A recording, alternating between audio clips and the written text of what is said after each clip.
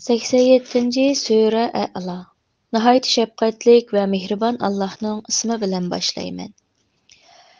Hammadan ustun Parvardigoringning nomini pok e'tiqod qilgan. U butun maxluqotni yaratdi. Ularni bejirim, ya'ni chiroyli va munosib shaklda qildi. Maxluqotga foydali ishlarni taqdir qildi. Ularga foydalanish yo'llarini ko'rsatdi. O't-cho'plarni o'stirib berdi. Ondan ularni qaramtul quruq o'txasga aylantirdi.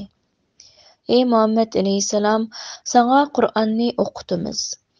Allah nasih qilmoqchi bo'lgan narsadan boshqani unutmaysan. Allah bandalarning oshkora va yoshirin so'z harakatlarini bilib turadi. Seni biz oson yo'lga, ya'ni islom shariatiga muvaffaq qilamiz. Vaz nasihatning foydasi bo'ladigan bo'lsa, kishilarga Qur'on bilan vaz nasihat qilgan. Allah'tan qo'rqqan odam vaz nasihatni qabul qiladi.